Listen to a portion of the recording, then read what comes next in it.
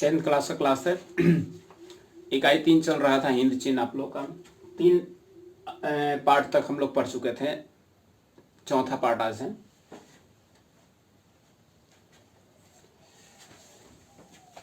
देखते हैं हम लोग बीच में थोड़ा सा छोड़ दिए थे, उसको देखते हैं। द्वितीय विश्व युद्ध में कह रहा है कि पर्ल हार्बर पर जापान का आक्रमण के साथ अमेरिका युद्ध में शामिल हो गया। यानी द्वितीय विश्व युद्ध में क्या हुआ, पर्ल हार्बर जगह है वहां पे क्या किया गया, आक्रमण कर दिया गया जापान द्वारा। तो उसी युद्ध में फिर अमेरिका आ गया। 1944 ईस्वी में यह अमेरिका शामिल हुआ जापान के युद्ध में। इसके पश्चात क्या किया गया कि अमेरिका ने उसको आत्मसमर्पण करने की घोषणा की, लेकिन घोषणा को स्वीकार नहीं किया। इसी के परिणाम स्वरूप अमेरिका ने क्या किया था, हिरोशिमा और नागासाकी पर बम गिराया था 9 अगस्त और 6 अगस्त को। कराया चूंकि हिंद चीन में अनेक राज्यों में विभक्त था और सेना हिंद चीन से निकलकर कंबोडिया, लाओस और अन्नाम के प्राचीन राजवंशों की तरफ जा रहे थे। इसी क्रम में अन्नाम का शासक बाओदाई बना। यानी अन्नाम जो है पूछता है अन्नाम का शासक कौन था, तो बाओदाई था। बाओदाई एक शासक है, ठीक है। अतः बाओदाई 25 अगस्त 1945 को अपना पद छोड़कर वियतनाम एक गणराज्य बना।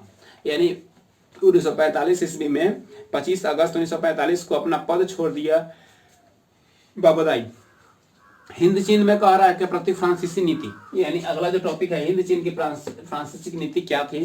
तो कह रहा है कि द्वितीय विश्व युद्ध के पश्चात ब्रिटेन, हॉलैंड, अमेरिका, फ्रांस और दक्षिण पूर्व एशिया अपने साम्राज्यों के पूर्ण स्थापना पे लगे हुए थे। यानी दूसरा विश्व युद्ध जैसे ही खत्म हुआ सभी देश अपने अपने देश की स्थिति को सुधारने में लगे हुए थे। फ्रांस भी हिंद चीन में अपने डूबे साम्राज्य को बचाना चाहता था और उसने अपने वैश्विक योजना बनाया। योजना में क्या था, फ्रांस का विशाल साम्राज्य में एक यूनियन में बदल दिया जाए। यानी फ्रांस का जो विशाल साम्राज्य है उसको एक यूनियन बना दिया जाए। दूसरा हिंद चीन इस फ्रांसीसी महासंघ को स्वशासित अंग हो, यानी स्वयं से शासन करने वाला एक अंग हो। हिंद चीन को संरक्षित राज्यों में कोचिन चीन को मिलाकर एक संघ बनाया जाए। यानी हिंद चीन का जो संघ राज्य है उसको मिलाकर कोचिन चीन बनाया जाए।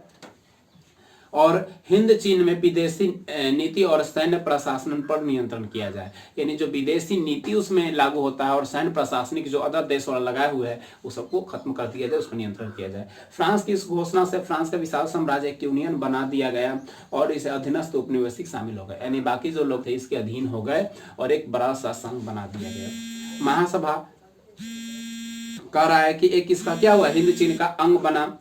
और अतः 6 मार्च 1946 ईस्वी को हनोई समझौता में फ्रांस और वियतनाम के बीच हुआ। एक समझौता हुआ, कब हुआ, तो 6 मार्च 1946 ईस्वी को फ्रांस और वियतनाम में एक समझौता हुआ जिसे हनोई समझौता कहा गया। पूछता ऑब्जेक्टिव में हनोई समझौता कब हुआ तो याद रखिएगा, ठीक है। जिसके तहत फ्रांस ने वियतनाम के गणराज्य रूप में स्वतंत्र इकाई माना।